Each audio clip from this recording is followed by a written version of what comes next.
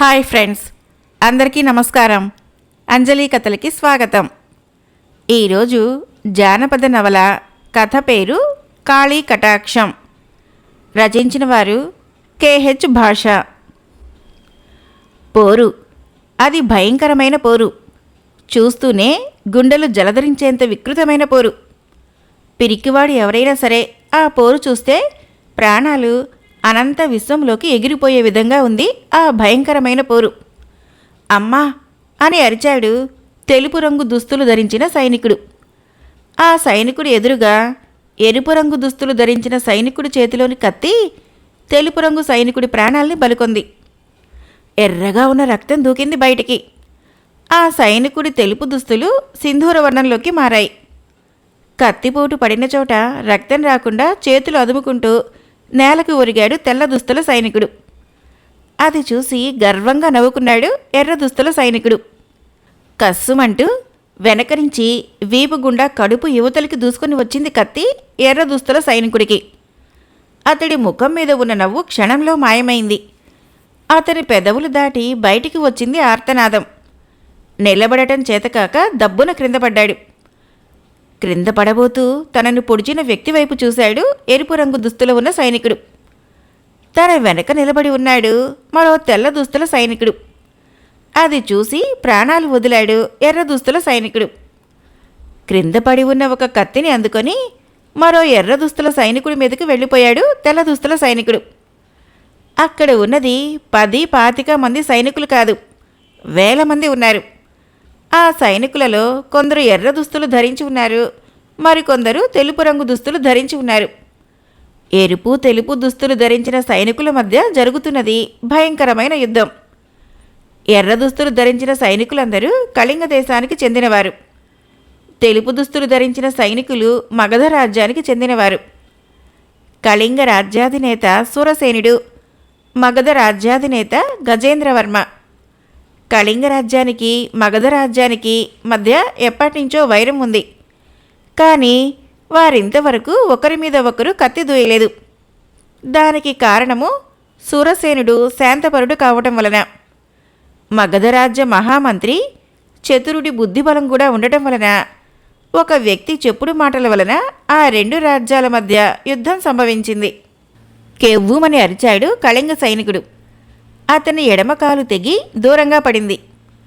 మరొక సైనికుడి తల తెగి దొర్లుకుంటూ ముందుకు పోయింది. అంతలోనే మరొకడి ఆర్తనాదం వినిపించింది దూరంగా. అమ్మా, అబ్బా అన్న అరుపులతో పాటు భయంకరమైన ఆర్తనాదాలు వినిపిస్తున్నాయి. సైనికులు పెడుతున్న గగ్గోలుతో ఆ ప్రాంతము గందరగోళంగా తయారైంది. వారు పోరాడుతున్నది ఒక సువిశాలమైన మైదాన ప్రాంతంలో. ఆ మైదానానికి తూర్పు దిశన మగధ రాజ్యం, పడమర వైపు కళింగ రాజ్యాలు ఉన్నాయి. ఆ యుద్ధంలో కాళ్ళు చేతులు విరుగుతున్నాయి, తలలు తిరుగుతున్నాయి, మొండాలు క్రింద పడుతున్నాయి, కళ్ళు పోతున్నాయి, ముక్కు ముఖాలు ఏకమవుతున్నాయి. ఆ ప్రాంతమంతా రక్తం ఏరులై ప్రవహిస్తున్నది. శవాలు గుట్టలు గుట్టలుగా పడి ఉన్నాయి. ఆ యుద్ధం చేస్తున్న సైనికులకు కానీ, మగధ రాజ్యాధిపతి గజేంద్రవర్మకు గాని, కళింగ రాజ్యాధినేత సూరసేనుడికి గాని తెలియదు. వారి యుద్ధం వలన ఈ అనంత విశ్వానికే కీడు వాటిల్లబోతున్నదని. ఈ రెండు రాజ్యాల మధ్య కలహం పెట్టిన వ్యక్తి తన పథకం పారినందుకు ఆనందంతో దీర్ఘాలోచనలో ఉన్నాడన్న సంగతి కూడా వారికి తెలియదు. ఒకవేళ తెలిసి ఉంటే ఈ యుద్ధం జరిగేదే కాదు కాబోలు. అడవిలో ఉండే ఒక కొండ గుహలో కూర్చొని ఉన్నాడు కాళీ ప్రచండుడు. కాళీ ప్రచండుడు అంటే ఒక మాంత్రికుడు, క్షుద్ర మాంత్రికుడు. అతడి ఆశయం ఒకటే. అది ఏమిటంటే ఈ విశ్వాన్ని మొత్తము తాను పరిపాలించాలన్న వాంఛ. మరికొద్దిసేపటికి లేచి అక్కడ ఉన్న క్షుద్ర విగ్రహాలకు పూజలు చేసి తిరిగి వచ్చి ఒకచోట కూర్చొని దీర్ఘాలోచనలో మునిగిపోయాడు. అప్రయత్నంగా అతని ఆలోచనలు గతంలోకి ప్రవేశించాయి. అది క్షుద్ర మాంత్రికుడు కాళిందుడి నివాసం. అది ఒక పెద్ద కోట. దాని చుట్టూ భయంకరమైన అడవి. అందులో 25 సంవత్సరాల నుంచి నివసిస్తున్నాడు కాళిందుడు. అతని వద్ద 10 సంవత్సరాల క్రితం వచ్చి శిష్యుడిగా చేరాడు కాళీ ప్రచండుడు. ప్రచండు కాళిందుడికి ప్రతిరోజు శ్రద్ధాశక్తులతో భయభక్తులతో సేవలు చేసేవాడు. కాళీ ప్రచండు అంటే విపరీతమైన ప్రేమ ఏర్పడింది కాళిందునికి. తన తర్వాత తనంతటి వాడిగా కాళీ ప్రచండుడిని చేయాలనుకున్నాడు కాళిందుడు. కానీ ఒకరోజు కాళిందునికి హఠాత్తుగా మరణం సంభవించింది. అతడు మరణించడానికి ముందు కాళీ ప్రచండుడిని పిలిచి, నాయనా, నీవు నాకు ఇన్నాళ్లుగా సేవలు చేశావు. నీకు నేను ఏ మంత్ర విద్యలు నేర్పకుండానే వెళ్ళిపోతున్నాను. నీకు తెలిసిన చిన్న చిన్న మంత్రాలను ఉపయోగించుకో. దాంతోపాటు మన కోటలో తూర్పు దిక్కున ఉన్న ద్వారానికి 10 అడుగుల దూరంలో ఒక పుట్ట ఉంది. ఆ పుట్టలో 1000 సంవత్సరాల క్రితము ఒక మాంత్రికుడు వ్రాసిన ఒక తాళపత్ర గ్రంథం ఉంది. అది తీసుకొని చదువుకో. నీకు చాలా ఉపయోగపడవచ్చు. నీవు విశ్వాన్ని శాసించగల మహామాంత్రికుడువు కాగలవు. ఇదే నేను నీకు చేస్తున్న సహాయము అని తిరిగి తనే చెప్పాడు. ప్రచండ, ఆ గ్రంథం తీసుకోవాలంటే ముందు ఆ పుట్టలో ఉన్న భయంకర నాగును సంహరించాలి. అది మామూలు పాము కాదు. దాని కాటుకు మందే లేదు. జాగ్రత్తగా నీ బుద్ధిబలాన్ని ఉపయోగించి దాన్ని సంహరించు అని చెప్పి కన్ను మూశాడు కాళిందుడు. తర్వాత కాళిందుని శవానికి అంత్యక్రియలు జరిపి తూర్పు ద్వారం దగ్గర ఉన్న పుట్ట వద్దకు వెళ్ళాడు ప్రచండు. అంతే, బుస్సున భయంకరమైన నల్లటి నాగు పైకి లేచి ప్రచండునికేసి తన పడగను విసిరింది. అది చూసి చెంగున ప్రక్కకు దూకాడు ప్రచండు. పాము కూరలు పక్కనే ఉన్న చెట్టుకు తగిలాయి. అంతే, పచ్చగా విశాలంగా ఉన్న ఆ చెట్టు బగ్గున మండి బూడిదగా మారిపోయింది. ఆ దృశ్యాన్ని చూసి భయంతో బిగుసుకుపోయాడు ప్రచండు. వెంటనే పాము మరింత భయంకరంగా బుసలు కొడుతూ కాళీ ప్రచండుడికేసి రాసాగింది. అది చూసి భయంతో కాళీ సత్తువ కొద్దీ పరుగు ప్రారంభించాడు ప్రచండు. కొద్ది దూరం వెంబడించి ప్రచండు తనకు దొరకకపోవడంతో వెనక్కి తిరిగి వచ్చి పుట్టలోకి వెళ్ళిపోయింది ఆ పాము. అదేమీ గమనించలేదు ప్రచండు. భయంతో అలాగే పరుగు తీస్తూ ఉన్నాడు. మరికొద్ది దూరం పరిగెత్తిన తర్వాత కాలికి ఏదో తగలటంతో దబ్బున క్రింద పడ్డాడు కాళీ ప్రచండు. వెంటనే, ఏరా నరుడా, కళ్ళు కనిపించడం లేదా? నన్నే తంతావా అన్న మాటలు వినిపించిన దిశగా పైకి లేచి చూశాడు కాళీ ప్రచండు.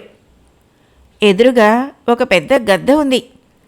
అది మామూలు గద్ద కంటే 10 రెట్లు పెద్దదిగా ఉంది. అంత పెద్ద గద్దను ఏనాడు చూసి ఎరగడు ప్రచండు. దాన్ని చూసి భయంతో ఒక కేక వేశాడు ప్రచండు. అది ప్రచండుడి కళ్ళు పొడవటానికై వేగంగా గాలిలోకి లేచింది. అంతలోనే ప్రచండుడికి ఒక ఉపాయం తోచింది. అది ఏమిటంటే, ఆ పుట్టలో ఉన్న పాముకి ఈ గ్రద్దకి పోట్లాట పెట్టి పామును చంపించాలి అన్న ఆలోచన. ఆ ఆలోచన రావటమే ఆలస్యం. దాన్ని ఆచరణలో పెట్టాడు కాళీ ప్రచండు. వెంటనే, శరణు పక్షిరాజా, శరణు శరణు అని గట్టిగా అరిచి చేతులెత్తి నమస్కారం చేశాడు.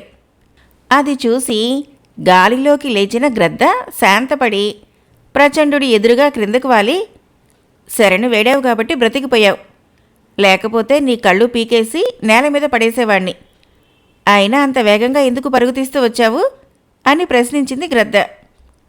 పక్షిరాజా, నన్ను చంపడానికి ఒక పాము వెంటబడింది. దాని బారి నుంచి రక్షించుకోవడానికి పరిగెత్తి మిమ్మల్ని తగిలాను అని వినయంగా సమాధానమిచ్చాడు ప్రచండు. పామా అంటే అక్కడ ఉన్న పామా అని కొన్ని గుర్తులు చెప్పింది గ్రద్ద. అవునని తల ఊపాడు ప్రచండు. ఆ పాము కోసం నేను చాలా రోజుల నుంచి చంపడానికి వేచి ఉన్నాను. అది ఇంతవరకు బయటికి రాలేదు. నేను ఉన్నప్పుడు అది బయటకు రావటం లేదు. అది గనక బయటికి వస్తే దానికి ఆయువు మూడినట్లే లెక్క అని చెప్పింది గ్రద్ద. ఆ మాటలు విని ఆనందించాడు కాళీ ప్రచండు. పక్షిరాజా, నేను ఆ సర్పాన్ని బయటికి రప్పిస్తాను. మీరు దాన్ని సంహరించగలరా అని ప్రశ్నించాడు కాళీ ప్రచండు. సంహరించగలనా అని అడుగుతావా? బయటికి రప్పించి చూడు మరి అని కోపంగా అంది గ్రద్ద. వెంటనే కాళీ ప్రచండు, అయితే నా వెంట రండి, పామును బయటికి రప్పిస్తాను, దాన్ని సంహరించండి అని అన్నాడు. సరే పద అన్నది గ్రద్ద. అది విని ముందుకు నడిచాడు కాళీ ప్రచండు. అతన్ని అనుసరించింది గ్రద్ద. ప్రచండు పుట్ట వద్దకు వెళ్ళాడు. ఒక రాయి తీసుకుని పుట్ట మీద ఉన్న రంధ్రం ద్వారా రాయిని లోపలికి జార విడిచాడు. లోపల ఉన్న పాము మీద పడింది ఆ రాయి. వెంటనే కోపంతో బయటికి వచ్చింది. ఎదురుగా ప్రచండు నిలబడి ఉన్నాడు. పారిపోయాడు అనుకున్నవాడు తిరిగి రావటంతో భయంకరంగా బుసకొట్టి కాటు వేయటానికి పైకి లేచింది ఆ పాము. ఆ సమయం కొరకే ఎదురు చూస్తూ ఉన్న చెట్టు మీద కూర్చొని ఉన్న గ్రద్ద వెంటనే రివ్వున దూసుకొని వచ్చి పామును పట్టుకొని పుట్టకు దూరంగా తీసుకువెళ్ళింది. జరిగిందేంటో అర్థం కాలేదు పాముకి.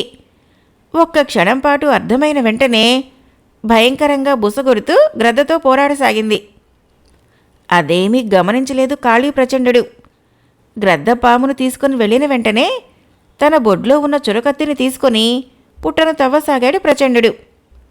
కొద్దిసేపటికి పుట్టను పూర్తిగా తవ్వేసి అందులో ఉన్న తాళపత్ర గ్రంథాన్ని తీసుకున్నాడు.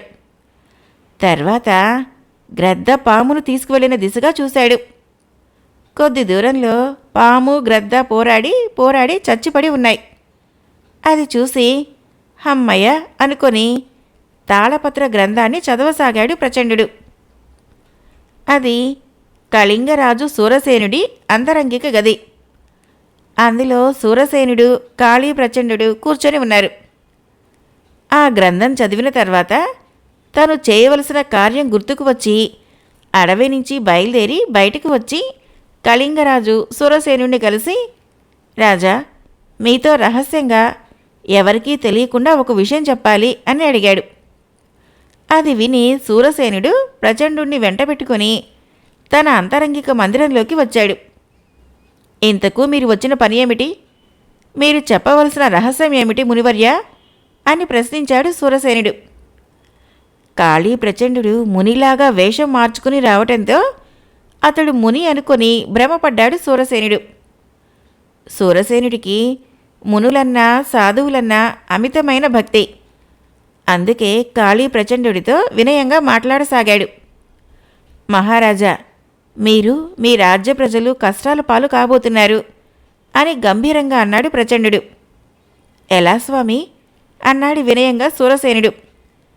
నీ శత్రువు మగధరాజు హఠాత్తుగా దాడి జరిపి నీ రాజ్యం హస్తగతం చేసుకోవడానికి ఏర్పాట్లు సిద్ధం చేసుకుని తగిన సమయం కొరకు ఎదురుచూస్తున్నాడు అని అన్నాడు కాళీ ప్రచండు. ఈ విషయం మీకెలా తెలుసు అడిగాడు సూరసేనుడు. మునులం, మాకు తెలియంది ఏముంది మహారాజా? మీ తాతగారు మా నాన్నగారికి ఏదో సహాయం చేశాడట. అదే విషయం ఎప్పుడు నాతో అంటూ ఉండేవాడు మా నాన్నగారు. మీ వంశంలో ఎవరైనా ఎప్పుడైనా ఏదైనా ఆపద సంభవిస్తే నీవు గాని మన వంశం వారు గాని సహాయం చేయండి అని నా చేత వాగ్దానం చేయించుకుని మరణించాడు మా నాన్న. ఆయన పోయినప్పటి నుంచి నేను హిమాలయాలకు వెళ్ళి తపస్సు చేసుకోసాగాను. ఒకరోజు మీరు గుర్తుకు వచ్చి మీ యోగక్షేమాలు విచారించడానికి దివ్య దృష్టితో చూశాను. అప్పుడు మీ శత్రురాజు మీ మీద పన్నుతున్న కుట్ర కనిపించింది. వెంటనే ఈ విషయం చెప్పడానికి హిమాలయాల నుంచి వచ్చాను అని అందమైన అబద్ధాన్ని కల్పించి చెప్పాడు ప్రచండు. అది విని, మరి ఇప్పుడు నా కర్తవ్యం ఏమిటో బోధించండి స్వామి అని అడిగాడు సూరసేనుడు. మహారాజా, గజేంద్రవర్మ నీ మీదకు యుద్ధం ప్రకటించక మునిపే నీవే అతని మీదకి యుద్ధం ప్రకటించు. నీకు విజయం కలగాలంటే మగధ రాజ్యానికి మీ రాజ్యానికి మధ్య ఉండే సువిశాల మైదానంలో మీరు పోరాడండి అని చెప్పాడు కాళీ ప్రచండు. మీరు చెప్పినట్లే చేస్తాను స్వామి అని పలికాడు సూరసేనుడు వినయంగా. విజయోస్తు అన్నాడు. అది ఎండాకాలం మధ్యాహ్న సమయం. సూర్యుడు తన వేడిమిని భయంకరంగా ప్రజ్వలింపజేస్తున్నాడు. అది మగధ రాజ్యం యొక్క రాచబాట. ఎండవేడిమి ఎక్కువగా ఉండటం వలన అక్కడ ప్రజలెవరూ తిరగటం లేదు. ఆ బాట వెంట ఒక ముని మాత్రం వస్తున్నాడు. అతడు ముందుకు నడుచుకుంటూ వెళ్ళి రాజ ప్రాకారం దగ్గర ఆగి, భవతి భిక్షాందేహి, ఈరోజు మీ ఇంట ఆతిథ్యం ఇవ్వండి అన్నాడు. అది విని అక్కడ ఉన్న సైనికుడు మహారాజు వద్దకు వెళ్ళి, ఎవరో ముని ఆతిథ్యం అడుగుతున్నాడు అన్నాడు. గజేంద్రవర్మ కూడా అప్పుడే భోజనానికి కూర్చోబోతున్నాడు. సైనికుడు చెప్పింది విని బయటికి వెళ్ళి మునిని లోపలికి ఆహ్వానించి తన సరసన కూర్చోబెట్టుకుని భోజనం పెట్టించాడు. భోజనం ముగిసిన తర్వాత ముని, మహారాజా, ఆకలిగా ఉన్న సమయంలో అన్నం పెట్టించావు. అందుకు ప్రత్యుపకారంగా నీకు నీ రాజ్యానికి వాటిలో పోయే ఆపద గురించి చెబుతాను. దాన్ని నువ్వు ఎదుర్కో అన్నాడు. ఏమిటి స్వామి, మా రాజ్యానికి ఆపద వాటిల్లబోతున్నదా? అదేమిటో చెప్పండి అని ఆతృతగా అడిగాడు గజేంద్రవర్మ. తినబోతూ రుచులు అడుగుతున్నవాడిలా అంత ఆతృత ఎందుకు నాయనా? చెబుతాను విను. మహారాజా, శత్రురాజు కళింగ రాజ్యాధినేత సూరసేనుడు నీ రాజ్యం జయించటానికి సర్వసేనలతో వస్తున్నాడు. నీవు గనక నీ రాజ్యానికి కళింగ రాజ్యానికి మధ్యలో ఉన్న సువిశాలమైన మైదానంలో అతడితో యుద్ధం చేశావంటే విజయం తప్పకుండా నిన్నే వరించగలదు అన్నాడు. అంతలోనే మహారాజా, మహారాజా అని ఆయాసంతో ఒక గూఢాచారి గజేంద్రవర్మ వద్దకు పరిగెత్తుకొని వచ్చాడు. ఏం జరిగింది? ఎందుకింత ఆందోళన అని గూఢచారిని ప్రశ్నించాడు గజేంద్రవర్మ. ఆతృత కాక మరేముంది మహారాజా, మన రాజ్యం మీదకి హఠాత్తుగా దండెత్తడానికి కళింగరాజు సూరసేనుడు సర్వ సైన్యాలతో వస్తున్నాడు అని చెప్పాడు గూఢచారి. అది విని నిర్ఘాంతపోయాడు గజేంద్రవర్మ. మహారాజా, అధైర్యపడక ధైర్యంతో అతన్ని ఎదుర్కో, నీకు విజయం కలుగుతుంది అని చెప్పి బయటకు నడిచాడు ముని. అలా బయటికి వెళుతున్న ముని ఎవరో కాదు, సాక్షాత్తు కాళిందిని శిష్యుడు కాళీ ప్రచండుడు. అలా మగధ కళింగ రాజ్యాల మధ్య తాను ఎంత కలహం పెట్టినది ఆలోచించుకుంటున్న ప్రచండుడి ఆలోచనలకు అంతరాయం కలిగింది గురువర్య అన్న పిలుపుతో. గతం నుంచి వర్తమానంలోకి వస్తూ, ఏమిటిరా శిష్య అని అడిగాడు గంభీరంగా. దేవీ పూజకు సర్వం సిద్ధమైంది గురు అన్నాడు ఆ శిష్యుడు. అలాగా, అయితే పద వెళ్దాం అని పైకి లేచాడు ప్రచండుడు. 10 అడుగుల ఎత్తు ఉండి పొడవాటి నాలుక బయటికి వచ్చి 5 చేతులతో 2 శిరస్సులు కలిగి 2 పాదాలు ఉండి ముందుకు వచ్చిన బాణలాంటి కడుపుతో నోటి నుంచి బయటకు పొడుచుకు వచ్చిన కూరలతో వికృత రూపంలో ఉండి చూపరులకు భయం కలిగించేలా భీతి గొల్పేలా నిలబడి ఉంది వికృత రూపిణి అనే క్షుద్రదేవత ఆ విగ్రహ రూపంలో. వికృత రూపిణి వద్దకు వచ్చి ఏవో మంత్రాలు జపించి పక్కనే కట్టి ఉన్న దున్నపోతును విగ్రహం ముందుకు తెచ్చి ఒక రాయిపై ఉంచిన వేటకత్తిని తీసుకొని వచ్చి ఒక్క వేటుతో దున్న తలను నరికాడు కాళీ ప్రచండుడు. ఎగిరి దూరంగా పడింది తల. చివ్వున చిమ్మిన రక్తము ఎగిరి వికృత రూపిణి ముఖం మీద పడింది. వెంటనే ఆ విగ్రహంలో చలనం వచ్చింది. 2 క్షణాల్లో వికృత రూపిణి ప్రత్యక్షమైంది. వెంటనే కింద పడి ఉన్న దున్న శరీరాన్ని తృప్తిగా ఆరగించి తలపైకెత్తి ఎదురుగా నిలబడి ఉన్న కాళీ ప్రచండుడి కేసు చూసి, ఎంతవరకు వచ్చిందిరా నీ ప్రయత్నం అని ప్రశ్నించింది. అంతా అయిపోయింది తల్లి, నేడో రేపో నా శ్రమ ఫలించేలా ఉంది. నాకు కావలసిన వస్తువులు నివ్వు తల్లి అని వినయంగా అడిగాడు కాళీ ప్రచండుడు. ప్రచండ, నాకు ఎన్నో వేల దున్నల్ని బలి ఇచ్చి ప్రతి నిత్యము నా ఆకలి తీర్చినవాడివి, నీకు ఆ మాత్రం సహాయం చేయలేనా అని చెప్పి తన 5 చేతులలో ఒక చేతిని కస్రా నరికింది. ఆ చేయి క్రింద పడగానే ఒక మంత్రదండంగా మారిపోయింది. తన తల మీద ఉన్న చింపిరి జుత్తులోకి చెయ్యి పోనిచ్చి కొన్ని వెంట్రుకలను పీకి మంత్రదండం మీద ఉంచి ఏవో మంత్రాలు జపించింది. వెంటనే ఆ మంత్రదండంలోకి దివ్య తేజస్సు వచ్చింది.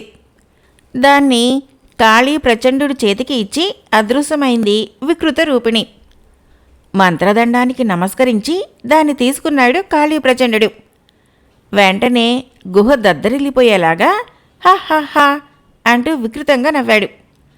అప్పుడు సమయము సరిగ్గా అర్ధరాత్రి. అదే సమయంలో దివ్యానందుడు ఉలిక్కిపడి కన్నులు తెరిచాడు. అతనికి తపోభంగమైంది. అతని మనసులో ఏదో తెలియని ఆందోళన ప్రవేశించింది. కన్నులు అటూ ఇటూ తిప్పాడు. అతని కన్నులలో భయం కొట్టవచ్చినట్లు స్పష్టంగా కనిపిస్తున్నది. అతని వయసు దాదాపు 100 సంవత్సరాలు ఉండవచ్చు. అతడు పండు ముసలివాడు. అయినా అతనిలో ఏదో తెలియని దివ్య తేజస్సు వెలుగుతూ ఉంది. వెంటనే యువకుడిలా చెంగున పైకి లేచి ఎదురుగా ఉన్న ఆశ్రమంలోకి నడిచాడు. అక్కడ ఉన్న ఒక పొడవాటి కత్తి ముందు నిలబడి అతని పితృదేవతల్ని ధ్యానించాడు. అతనిలో భయం నశించింది. క్రమక్రమంగా అతడు ధ్యాన సముద్రంలోకి వెళ్ళాడు. మరో 10 క్షణాల్లో అతనికి ఒక దృశ్యం కనిపించింది. అందులో కాళీ ప్రచండు వికృతంగా నవ్వుతున్నాడు. తర్వాత ఒక రాక్షసుడు కనిపించాడు. తర్వాత దివ్యానందుడికి ఏమీ కనిపించలేదు. వెంటనే తను చేయవలసిన కార్యసాధన దగ్గర పడిందని గ్రహించి కామధేనువును ప్రార్థించాడు. వెంటనే అక్కడ ప్రత్యక్షమైంది ఒక తెల్లటి కామధేనువు.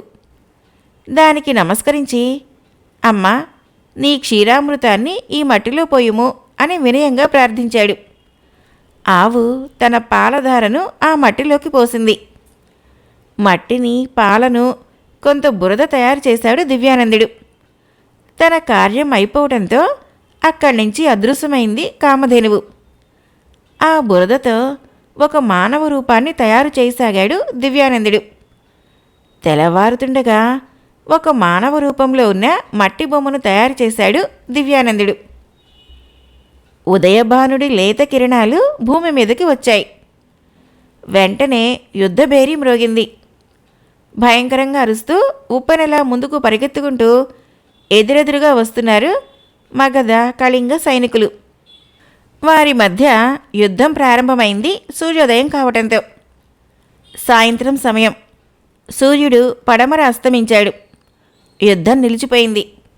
బ్రతికి బయటపడ్డ సైనికులు తమ తమ గుడారాలకు వెళ్ళి విశ్రాంతి తీసుకుంటున్నారు. అలాంటి సమయంలో రణభూమిలోకి అడుగుపెట్టాడు కాళీ ప్రచండు మరియు అతని శిష్యుడు. రక్తము ఏరులా ప్రవహించిన చోట రక్తం చారలు ఏర్పడి రక్తం అక్కడక్కడా గడ్డగట్టింది. ఎక్కడ చూసినా గాయాలతో సైనికులు, మృతి చెంది వీరస్వర్గానికి వెళ్ళిన సైనికుల శవాలు అక్కడక్కడ పడి ఉన్నాయి. అక్కడి వాతావరణము చాలా భయంకరంగానూ వికృతంగానూ విషాదం గొలిపేలా ఉంది. గాయాలతో పడి ఉన్న సైనికులు కొందరు హృదయ విదారకంగా అరుస్తున్నారు. శక్తి లేని వారు మూలుగుతున్నారు. అవేమీ గమనించలేదు కాళీ ప్రచండు. అతని చూపులన్నీ నేలను పరిశీలిస్తున్నాయి. రక్తము భూమిలోకి ఇంకిపోయి ఉంది.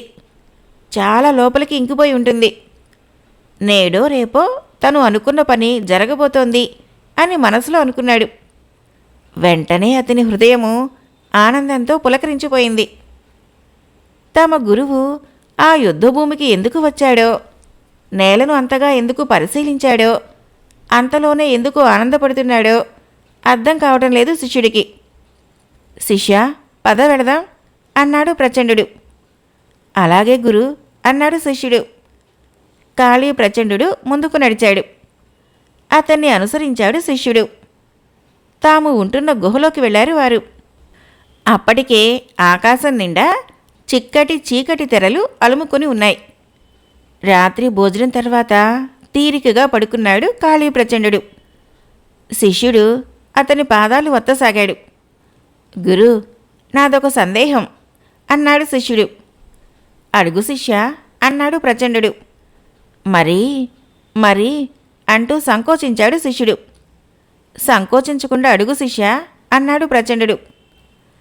తమరు నా మీద ఆగ్రహించరు గదా గురువుగారు అని మళ్ళీ అడిగాడు శిష్యుడు సందేహపడుతూ. మరేం భయపడకు, నేను కోపడను. ఈ ఆనంద సమయంలో అనుగ్రహించాను. నీ సందేహం ఏమిటో చెప్పు అన్నాడు ప్రచండు. రణభూమికి వెళ్ళి వచ్చినప్పటినుంచి అతడి మనస్సు ఆనందంతో ఉంది. అందుకే అంత శాంతంగా ఉన్నాడు ప్రచండు. మరేం లేదు గురు, నీవు ఆ 2 రాజ్యాల మధ్య ఎందుకు తగువ పెట్టావు? వారిని ఆ మైదానంలోనే ఎందుకు పోట్లాడమన్నావు? ఇప్పుడు ఆ రణభూమి దగ్గరకు ఎందుకు వెళ్ళాము? అక్కడ మీరు ఎందుకు అంత ఆనందపడ్డారు? అన్నింటికంటే ముఖ్యమైన సందేహము, ఈ యుద్ధం వలన మనకు లాభం ఏమిటి? అని తన ప్రశ్నలన్నింటినీ బయటపెట్టాడు శిష్యుడు. అంతా విని చిన్న దరహాసం చేస్తూ, ఆ మైదానంలో ఒక రాక్షసుడి అస్థికలు ఉన్నాయి. ఆ అస్థికలకు రక్తం తలిగితే ఆ రాక్షసుడు తిరిగి పునర్జీవుడైతాడు. అందుకే ఆ 2 రాజ్యాల మధ్య యుద్ధం సంభవించేలా చేశాను. వారి గాయాల నుంచి కారిన రక్తము భూమిలోకి చొచ్చుకొని పోయి ఆ రాక్షసుడి అస్థికలకు తగులుతుంది అని ప్రచండుడు చెప్పాడు. అయితే మనమే ఆ అస్థికలను తెచ్చి ఒక నరబలితో అస్థికల మీద వేయవచ్చుగా అని అడిగాడు శిష్యుడు. ఆ సువిశాల మైదానంలో అస్థికలు ఎక్కడ ఉన్నాయని మనం వెతకాలి. అందుకే వారు యుద్ధం చేస్తుండగా ఆ రక్తంతో తడిసిన ఆ భూమి రుద్రభూమి అవుతుంది అన్నాడు ప్రచండుడు. అయితే ఆ రాక్షసుడు పునర్జీవుడవటం వలన మనకు లాభమేమిటి అని మళ్ళీ ప్రశ్నించాడు శిష్యుడు. ఆ రాక్షసుడు పునర్జీవుడైన తర్వాత వికృత రూపిణి ప్రసాదించిన మంత్రదండంతో వాడిని మనం కైవసం చేసుకోవచ్చును. వాడి వలన నేను త్రిలోకాధికారం పొందుతాను, నిత్య యవ్వనంతో విలసిల్లుతాను అన్నాడు బిగ్గరగా నవ్వుతూ. కొద్దిసేపు నవ్విన తర్వాత నవ్వాపి, నిన్ను ఈ సర్వభూమండలానికి అధిపతిని చేస్తాను అన్నాడు శిష్యుడు భుజం తడుతూ. అది విని శిష్యుడి ముఖము తేజోవంతమైంది.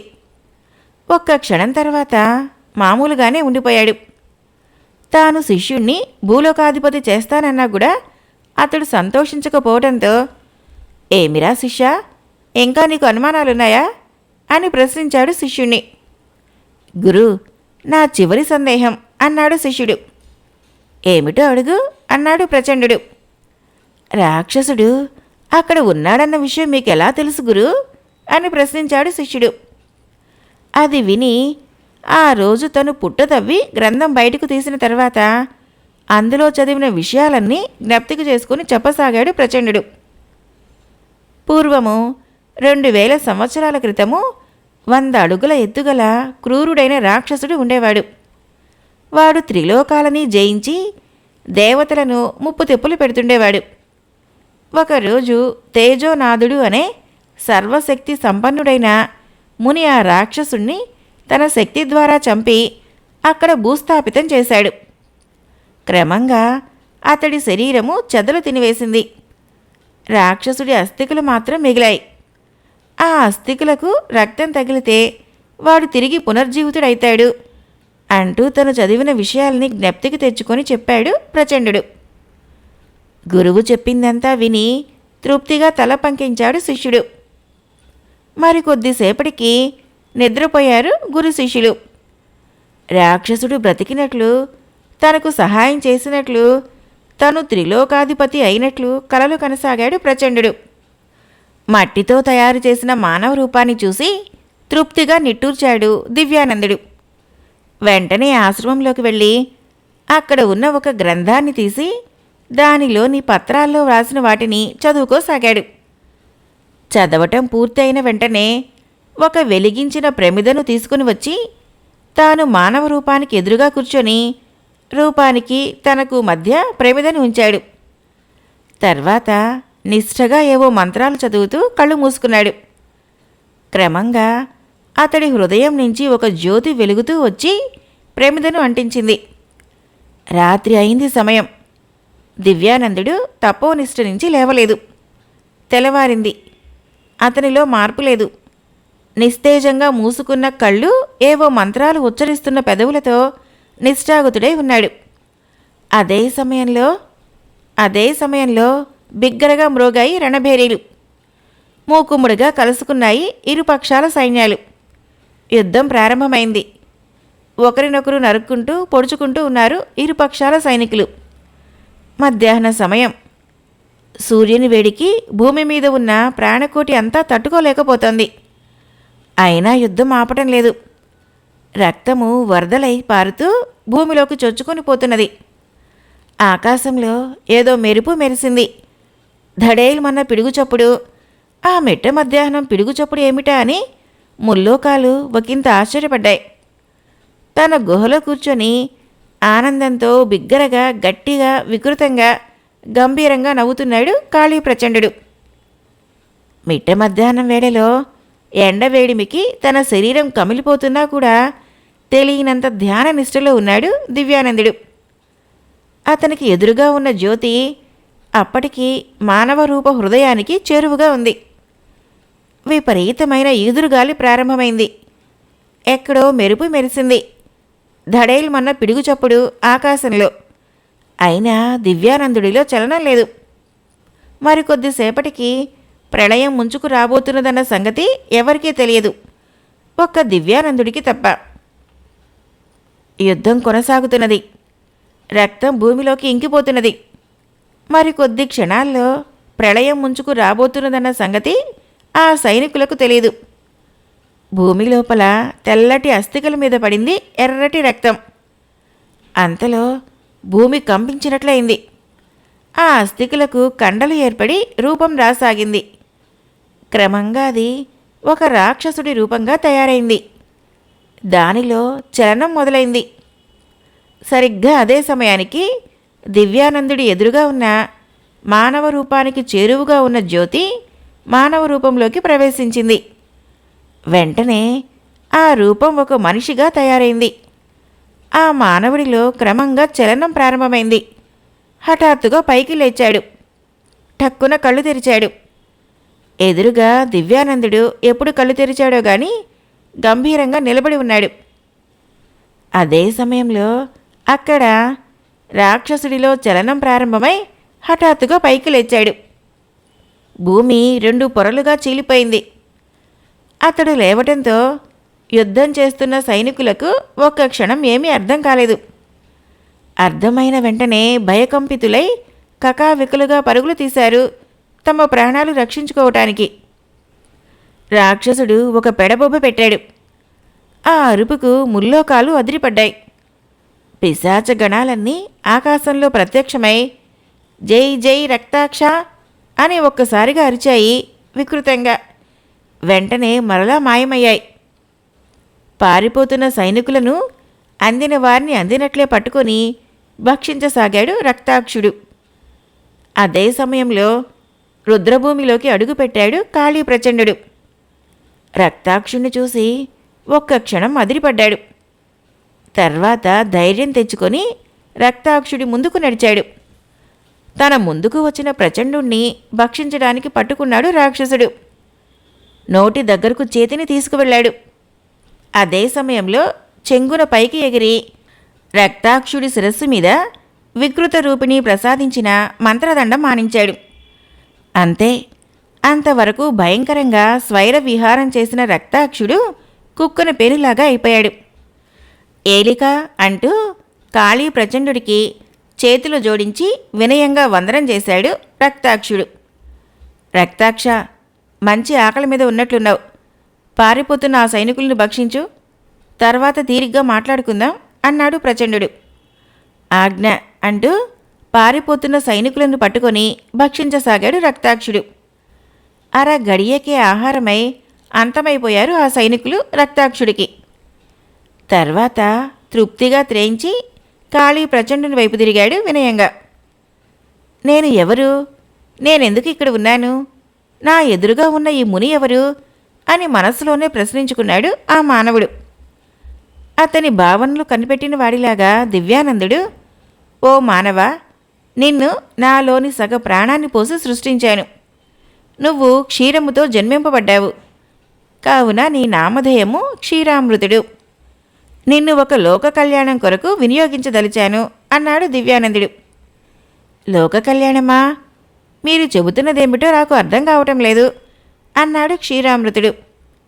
క్షీర, ఆ ఆసనం మీద కూర్చో, నీకు అంతా వివరంగా చెబుతాను అన్నాడు. ఆసనం మీద కూర్చున్నాడు క్షీరామృతుడు. దివ్యానందుడు అతడికి గతం గూర్చి చెప్పసాగాడు. పూర్వము 2000 సంవత్సరాల క్రితము రక్తాక్షుడు అనే రాక్షసుడు ఉండేవాడు. వాడు మహాక్రూరుడు. వాడు దేవతల చేత అనేక వరాలు పొంది అహంకారి అయి ముల్లోకాలని గడగడలాడించసాగాడు. వాడికి ఒక ప్రియురాలు ఉండేది. ఆమె పేరు వికృత రూపిణి. వికృత రూపిణి పేరుకు తగినట్టుగానే వికృతంగా ఉండేది. దానికి తోడు ఆమెకు ఉన్న శక్తులు. వారిద్దరూ కలిసి ఎన్నో అరాచకాలు చేయసాగారు. వారి అరాచకాలకి ఆగడాలకి అంతే లేకుండా పోయింది. అది సహించలేని ఒక ముని బృందం అందరూ కలిసి తమ శక్తులను ధారపోసి ఒక దివ్య ఖడ్గాన్ని సృష్టించారు. ఆ ఖడ్గాన్ని ఒక ముని చేతికి అందించి రక్తాక్షుడిని సంహరించమన్నారు. ఆ ముని వెళ్ళి రక్తాక్షుడితో భయంకరంగా పోరాడి చివరికి హతమార్చాడు. అది తెలిసి భయంతో పారిపోయింది రక్తాక్షుడి ప్రియురాలు వికృతరూపిణి. చనిపోయిన ఆ రక్తాక్షుడిని ఒక సువిశాల మైదానంలో పాతిపెట్టారు ముని బృందం. వారు తర్వాత ఆ ఖడ్గాన్ని ఎప్పటికైనా దుష్ట శిక్షణకు ఉపయోగించుకోవచ్చునని తలచి భద్రంగా దాచమని రక్తాక్షుడిని సంహరించిన మునికి ఇచ్చారు. ఆ ఖడ్గాన్ని మునితరం వాళ్ళు వంశపారంపర్యంగా కాపాడుకుంటూ ఉండాలని, లోక కళ్యాణం కోసము ఆ ఖడ్గాన్ని వారు గాని వారి అనుమతి పొందిన వారు గాని ఉపయోగించుకోవచ్చు అని తెలిపారు. అప్పటి నుంచి ఆ ఖడ్గాన్ని మా వంశం వాళ్ళు అతి జాగ్రత్తగా కాపాడుతూ వచ్చారు. ఈ తరంలో ఆ ఖడ్గం నా వద్ద ఉంది అని చెప్పాడు. అప్పుడు పారిపోయిన వికృత రూపిణి ఘోర తపస్సు చేసి ఎన్నో వరాలు పొందింది. ఆ వరాలలో ఒక భాగం ఏమిటంటే, ఎప్పటికైనా సరే రక్తాక్షుడి అస్థికలకు రక్తం తగిలితే అతడు తిరిగి పునర్జీవితుడైతాడు. వాడిని ఎవరైనా లొంగ తీసుకోవాలంటే వికృత రూపిణి మనస్ఫూర్తిగా తన చేతిని నరికి దాన్ని మంత్రదండంగా మార్చి తన చింపిరి జుత్తుతో దానికి మంత్రశక్తుల్ని కల్పించి ఇస్తే ఆ మంత్రదండంతో రక్తాక్షుడి శిరస్సు మీద ఎవరైనా ఆనించారంటే వారికి దాసుడైతాడు. ఈ విధంగా పునర్జీవుడైన రక్తాక్షుడికి పూర్వం ఉన్న శక్తుల కంటే రెట్టింపు శక్తులు ఉంటాయి. అందువలన వాడు మా వంశంలోని వారికి హాని తలపెట్టవచ్చు. అందువలన వాడిని ఎదుర్కొనటానికి మేము ప్రాణాలు సైతం అర్పించవలసి ఉంటుంది అన్నాడు దివ్యానందుడు. అతడు చెప్పిందంతా శ్రద్ధగా విన్నాడు క్షీరామృతుడు. మరైతే మీరే ఆ దివ్య ఖడ్గం తీసుకొని రక్తాక్షుని సంహరించవచ్చుగా, నన్నెందుకు సృష్టించారు అని అడిగాడు క్షీరామృతుడు. ఆ ప్రశ్న వేసినందుకు మెచ్చుకోలుగా క్షీరామృతుడి వైపు చూశాడు దివ్యానందుడు. ఆ తర్వాత ఇలా చెప్పసాగాడు. నేను రక్తాక్షుడితో పోరాడాలంటే నాకు శక్తి లేదు. కారణం, నేను ముసలివాడిని. వాడికి మునుపు ఉన్న శక్తులు ఇప్పుడు రెట్టింపయ్యాయి. వాడి శక్తుల ముందు నా శక్తులు చాలా అల్పమైనవి మాత్రమే. అందువల్ల నేను పోరాడలేను. ఇక నిన్నెందుకు సృష్టించానంటావా? నీకు నా ప్రాణం ధారపోసి నిన్ను సృష్టించాను. నీకు ఎప్పుడు ప్రాణం వచ్చిందో తెలుసా? సరిగ్గా రక్తాక్షుడికి ప్రాణం వచ్చిన సమయంలోనే నీకు ప్రాణం పోశాను. ఇలా రక్తాక్షుడు ఏ సమయంలో పునర్జీవితుడైతాడో అదే సమయంలో ఒక వ్యక్తి సృష్టించబడాలి. అతనికి పుట్టుక ఉండకూడదు. అందుకే నిన్ను సృష్టించాను. ఇలా సృష్టించబడిన మానవుడి చేతిలోనే రక్తాక్షుడికి మరణం ఉంది. ఈ మరణానంతరము వాడి శరీరాన్ని పూడ్చకూడదనుకున్నాను. ఎందుకంటే ఏదో ఒక మాంత్రికుడు తిరిగి రక్తాక్షుడిని బ్రతికించవచ్చు. అందువలన వాడి శరీరాన్ని అగ్నికి ఆహుతి చేయాలి. ఒకవేళ ఆ పోరాటంలో నేను మరణిస్తే ఆ శరీరాన్ని నువ్వు అగ్నికి ఆహుతి చేయాలి అని చెప్పాడు దివ్యానందుడు. అయితే ఇప్పుడే వెళ్ళి ఆ రక్తాక్షుణ్ణి సంహరిస్తాను అని ఆవేశంగా ఆశ్రమం నుంచి లేచాడు క్షీరామృతుడు. ఆవేశము అన్ని విధాల అనర్థం క్షీర. ఆలోచన అన్నింటికంటే ముఖ్యం. వాడి శక్తి ముందు నీవు ఒక గడ్డిపోచవు మాత్రమే. నీవు మరిన్ని గడ్డిపోచలతో ఒక త్రాడులా ఏర్పడాలి. ఆ త్రాడుతో వాణ్ణి బంధించాలి అని చెప్పాడు దివ్యానందుడు. మరి నా కర్తవ్యం అన్నాడు క్షీరామృతుడు. ఇక్కడికి 1000 యోజనాల దూరంలో కాపాలిక బిలం అనే సొరంగం ఉంది. దాని గుండా ప్రయాణిస్తే 3,000,000 దేవతలు ఒక్కటిగా కలిసి నిర్మించబడిన ఆలయం ఉంటుంది. అక్కడికి వెళ్ళి దేవిని ప్రసన్నం చేసుకో అన్నాడు దివ్యానందుడు. వెంటనే క్షీరామృతుడు లేచి దివ్యానందుడి పాదాలకు నమస్కరించి నన్ను ఆశీర్వదించి పంపండి అన్నాడు. విజయోస్తు అన్నాడు దివ్యానందుడు. క్షీరామృతుడు వెళ్ళటానికి సిద్ధమయ్యాడు. అప్పుడు నీవు అంత దూరం ఎలా ప్రయాణించగలవు క్షీరా అని దివ్యానందుడు అడిగాడు. అప్పుడు గాని తెలియరాలేదు క్షీరామృతుడికి తాను ప్రయాణించడానికి ఒక అశ్వం కావాలని. అవును స్వామి, అంత దూరం నేనెలా ప్రయాణించగలను ప్రశ్నించాడు క్షీరామృతుడు. క్షీరా, ఇక్కడి నుంచి 10 యోజనాల దూరం ప్రయాణిస్తే వజ్ర తటాకం అనే ఒక తటాకం వస్తుంది. అక్కడికి ప్రతిరోజు ఒక దివ్యాశ్వం వచ్చి ఆ తటాకంలో కొద్దిసేపు జలక్రీడలు ఆడి వెళ్ళిపోతుంది. నీవు దాని తోక వెంట్రుక సంపాదించుకున్నావంటే అది నీకు లోబడుతుంది అని చెప్పాడు. దివ్యాశ్వము నీవు కాపాలిక బిలం చేరటానికి ఉపయోగపడటమే కాకుండా రక్తాక్షుడితో యుద్ధం చేసేటప్పుడు కూడా ఉపయోగపడుతుంది అన్నాడు.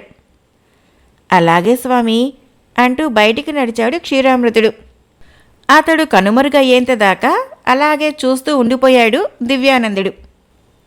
రక్తాక్ష, నా వాంఛ ఒకటే.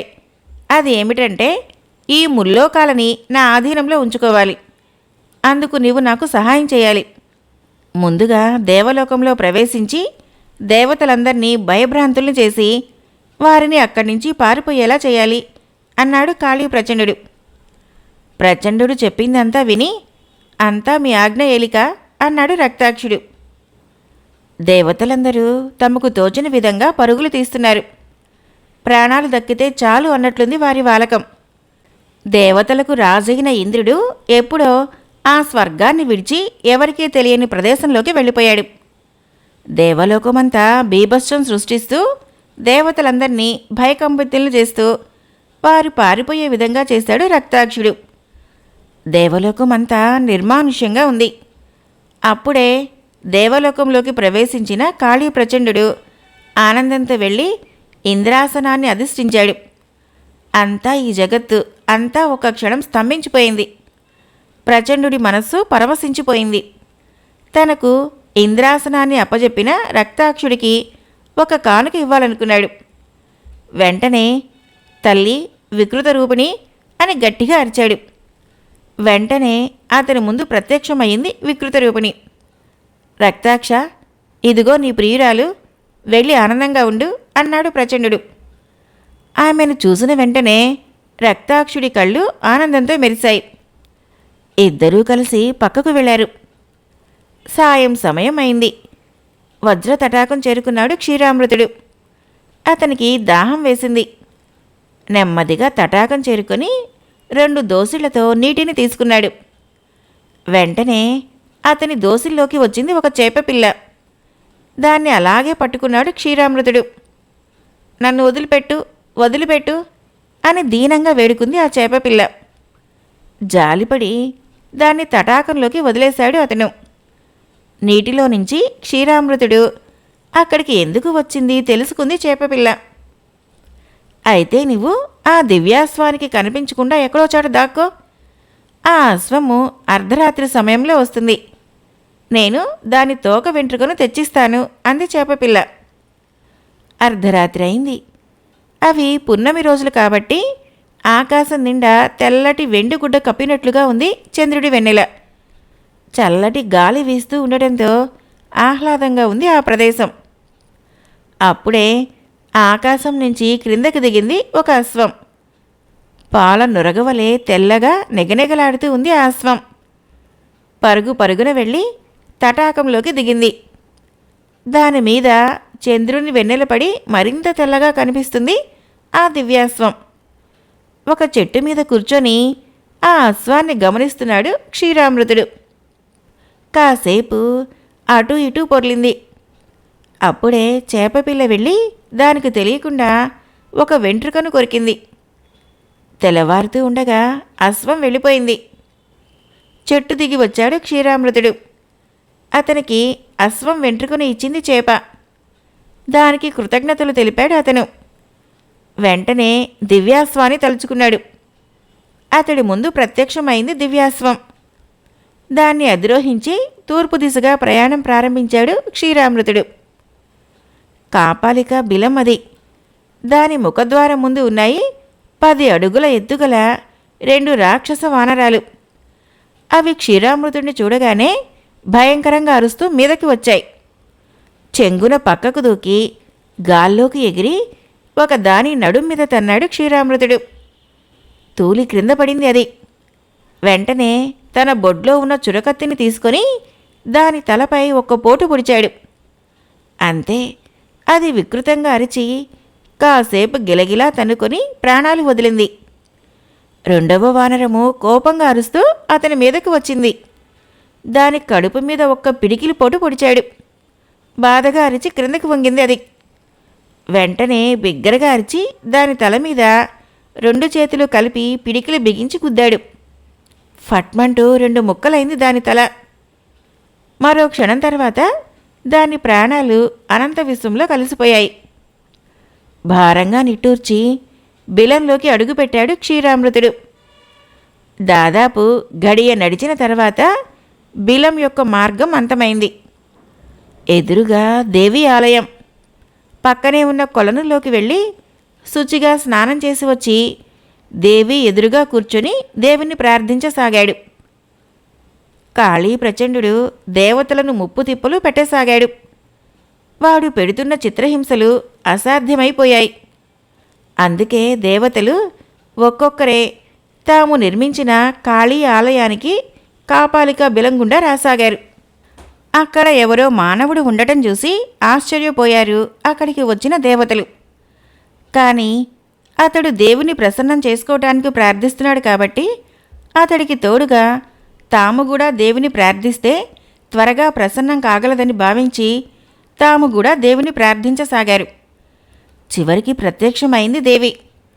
వత్స, అంది క్షీరామృతుడిని చూస్తూ. కళ్ళు తెరిచాడు క్షీరామృతుడు. అమ్మా, ఆ రక్తాక్షుని సంహరించడానికి కావలసిన శక్తిని ప్రసాదించు తల్లి అన్నాడు. క్షీర, నా ఒక్క శక్తి కూడా ఆ రక్తాక్షుని ఏమీ చేయలేదు. ఇక్కడ ఉన్న దేవతలందరూ తమ తమ శక్తుల్ని నీకు ధారపోస్తే అప్పుడు నీవు రక్తాక్షుని సంహరించగలవు అంది కాళీమాత. అప్పుడు క్షీరామృతుడు దేవతలందరి వైపు చూసి వారిని ప్రార్థించి వారి శక్తుల్ని తనకు ధారపోయమన్నాడు.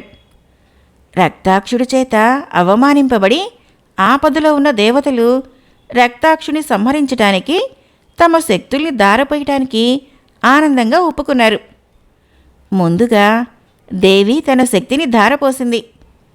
ఆ తర్వాత విష్ణువు తన సుదర్శన చక్రాన్ని పంపాడు. అది వచ్చి క్షీరామృతుడు చేతిలో పట్టుకున్న ఖడ్గంలో ఐక్యమైంది. ఈశ్వరుడు తన త్రిశూలాన్ని పంపాడు. అది ఐక్యమైంది. ఇంద్రుడు తన వజ్రాయుధాన్ని పంపాడు. అది ఐక్యమైంది. ఈ విధంగా దేవతలందరూ తమ తమ శక్తుల్ని ధారపోశారు. వెంటనే క్షీరామృతుడిలో నూతన ఉత్సాహం వచ్చింది. వెంటనే దివ్యాశ్వాన్ని తలుచుకున్నాడు. అతని ముందు ప్రత్యక్షమైంది అది. దాని మీద కూర్చొని క్షణాల్లో రక్తాక్షుడు ఉన్న ప్రదేశానికి వెళ్ళాడు. అక్కడ రక్తాక్షుడు, వికృత రూపిణి ఇద్దరూ ఉన్నారు. వెంటనే వికృత రూపిణి తల నరికాడు. తల తెగి అవతల పడింది. రక్తాక్షుడు పారిపోయాడు. ఎంతసేపు వెతికినా లాభం లేకపోయింది. వాడు కనిపించలేదు. అప్పుడు పిశాచ గణాలన్నీ అతని వద్దకు చేరాయి. రెట్టించిన బలంతో క్షీరామృతుడి మీదకు వచ్చాడు రక్తాక్షుడు. పోరు చాలా భయంకరంగా జరిగింది. పిశాచ గణాలన్నీ వికృతంగా అరుస్తూ క్షీరామృతుడిని చుట్టుముట్టాయి. తనను చుట్టుముట్టిన పిశాచ గణాలని చెదరగొడుతూ రక్తాక్షుడితో హోరాహోరీగా పోరాడాడు క్షీరామృతుడు. వారి ఇరువురు పోరాటానికి దిక్కులు దద్దరిల్లాయి. ప్రకృతి స్తంభించిపోయింది. అనంత ఆకాశం అంతటా హాహాకారాలు వినిపించసాగాయి. క్రమేపీ రక్తాక్షుడికి శక్తి సన్నగిలింది. క్షీరామృతుడి శక్తి అంతకంతకు పెరిగింది. ఉన్నట్లుండి క్షీరామృతుడు ఒక్క పిడిగుద్దుతో క్రిందకి తోసేశాడు. ఒక్కసారిగా గాల్లోకి ఎగిరి రక్తాక్షుడి మీదకి దూకాడు. తన రెండు పాదాలు అతని కడుపు మీద పడేలాగా. సరిగ్గా అది రక్తాక్షుడు భూమిలో తిరిగి జన్మించిన ముహూర్త సమయం. క్షీరామృతుడి రెండు పాదాలు రక్తాక్షుడిని తాకగానే రక్తాక్షుడి కడుపు మీద ఒక మహాపర్వతం పడినట్లయింది. అతడి నోటి నుంచి రక్తము వరదలా బయటకు తన్నుకు వచ్చింది. అప్పుడు అతను వేసిన కేకకు గాలి ఒక్క క్షణం ఆగిపోయింది. అనంత ఆకాశంలో ఆ కేక 5 సార్లు తిరిగి తిరిగి ప్రతిధ్వనించింది. విలవిలా తన్నుకుంటూ కొద్ది క్షణాల తర్వాత ప్రాణాలు కోల్పోయాడు రక్తాక్షుడు. రక్తాక్షుడు మరణించగానే అతడి క్షుద్ర పిశాచ గణాలన్నీ భస్మమయ్యాయి. రక్తాక్షుడు చనిపోయిన తర్వాత మెల్లగా క్షీరామృతుడి శరీరం నుంచి ఒక్కొక్క అమరుడి శక్తి బయటికి వెళ్ళిపోవటమో, బయటికి వెళ్ళి తమ నిజస్వరూపాలతో నిలవటమూ జరిగింది. చివరికి అందరి శక్తి అతని నుంచి విడిపోయి మామూలు మనిషి అయ్యాడు. దేవతలంతా అతని ఎదుట ప్రత్యక్షమయ్యారు. వారందరికీ ఒక్కసారిగా చేతులు జోడించి నమస్కరించాడు. మెల్లగా క్రిందకి వాలిపోసాగాడు క్షీరామృతుడు. స్పృహ తప్పడంతో అతన్ని క్రింద పడకుండా పట్టుకోవాలని దేవతలందరూ ముందుకు వంగారు. దివ్యదృష్టితో అదంతా చూసి హాయిగా గాలి పీల్చుకున్నాడు దివ్యానందుడు. క్షీరామృతుడు అలా మాయమైపోగానే అతడికి ఇచ్చిన దివ్య ఖడ్గము దివ్యానందుడి వద్దకు తిరిగి చేరింది. తన పూర్వీకుల వలె తాను జీవకోటికి సహాయపడ్డానని ఎంతో తృప్తి చెందాడు దివ్యానందుడు. అంతేకాదు, చనిపోయిన కళింగ మగధ సైనికుల్ని బ్రతికింపజేసి ఆ శత్రురాజ్యాలని మిత్రరాజ్యాలుగా చేశాడు. కాళీ కటాక్షం జానపద నవల కథ సమాప్తం. ఫ్రెండ్స్, నా కథలు నచ్చినట్లయితే మన ఛానల్ని తప్పకుండా సబ్స్క్రైబ్ చేయండి, లైక్ చేయండి, షేర్ చేయండి, కామెంట్ చేయండి. Thank you.